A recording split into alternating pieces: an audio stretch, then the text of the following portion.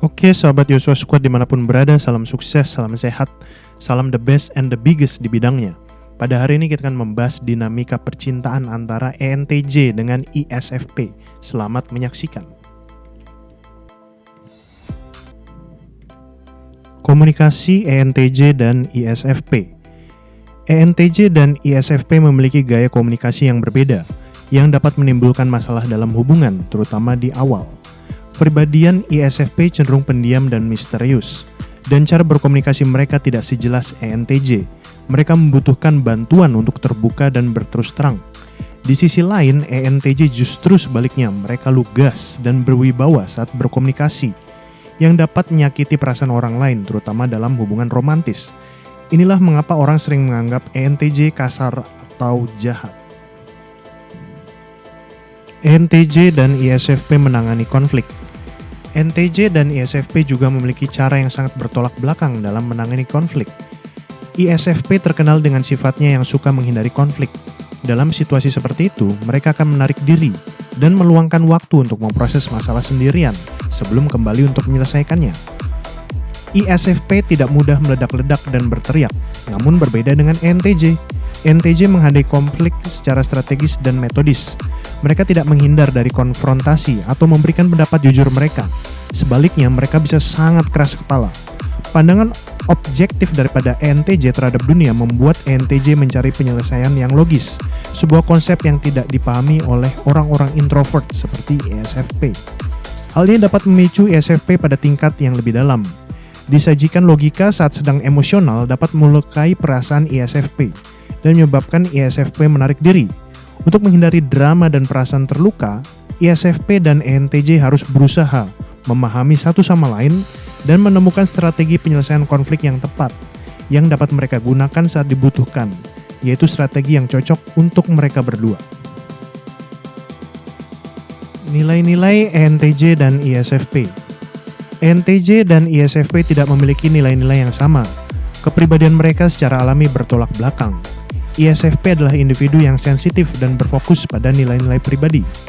Namun, ENTJ adalah orang-orang yang objektif yang mendasarkan keputusan mereka pada fakta dan data yang solid.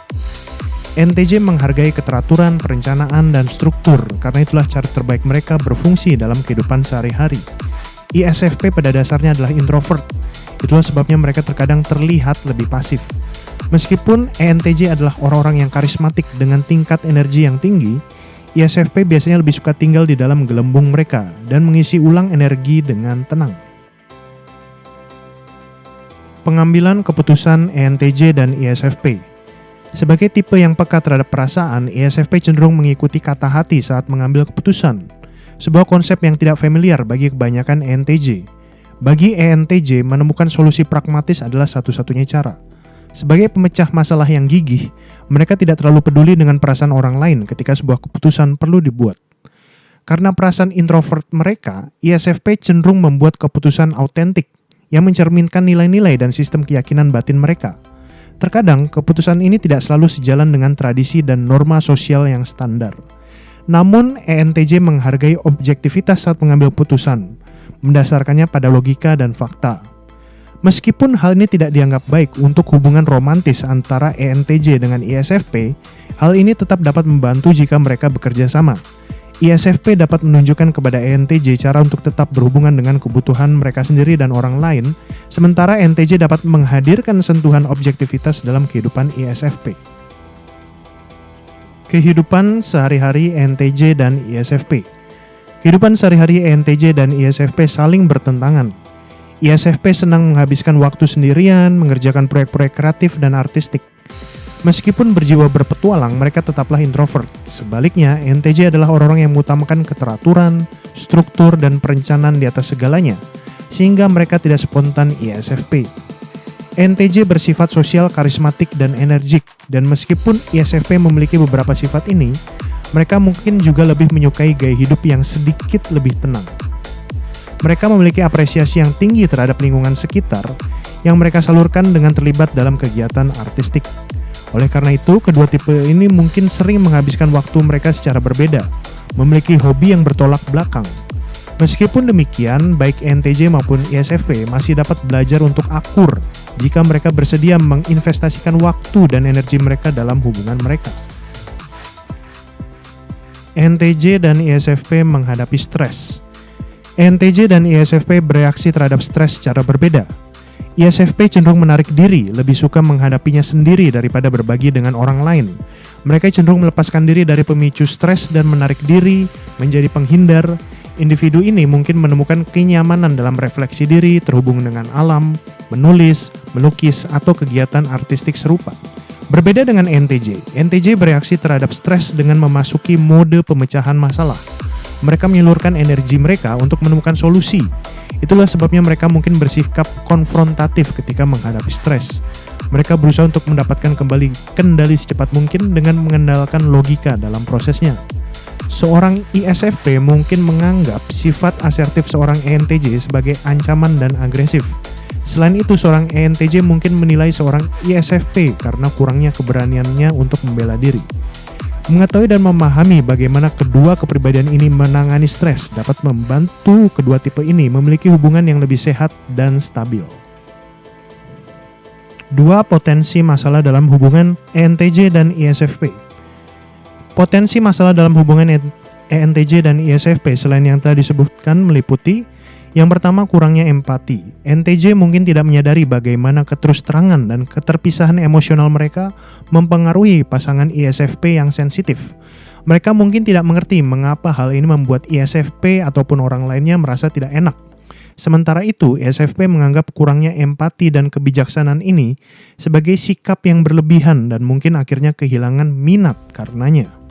Yang kedua adalah individualisme versus supervisi. ISFP sangat individualis dan mereka menghargai kebebasan mereka. Di sisi lain, ENTJ cenderung mengambil peran yang dominan dalam hubungan mereka, yang bisa menjadi terlalu berlebihan bagi ISFP.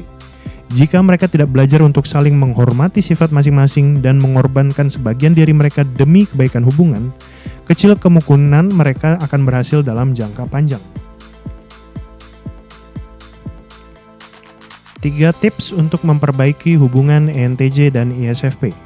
Untuk memperbaiki hubungan mereka, ENTJ dan ISFP sebaiknya mencoba hal-hal berikut. Yang pertama, memanfaatkan perbedaan untuk tumbuh bersama. Misalnya, ENTJ dapat mengajari ISFP untuk lebih berani dan pragmatis.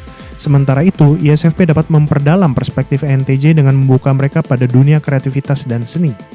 Yang kedua, menghormati batasan satu sama lain. ISFP membutuhkan waktu sendiri untuk mengisi ulang energi sosial mereka dan meningkatkan energi mereka, sesuatu yang mungkin tidak dipahami ENTJ pada awalnya. ENTJ juga harus belajar menghargai keinginan pasangannya untuk menyendiri. Yang ketiga adalah belajar berkompromi. Baik ISFP maupun ENTJ harus bersedia berkompromi dan beradaptasi dengan kebutuhan dan preferensi pasangan mereka. ISFP harus memahami bahwa ENTJ tidak selalu ingin menyakiti ISFP dengan bersikap tegas dan terus terang. Sementara ENTJ harus mendukung cara berpikir ISFP yang sama sekali berbeda dari cara berpikir ENTJ. Kesimpulan, jika hasil tes kepribadian Anda menunjukkan bahwa Anda dan pasangan Anda adalah ENTJ dan ISFP, Anda mungkin harus berkorban banyak agar hubungan ini berhasil. Banyak pasangan yang berbeda namun tetap rukun.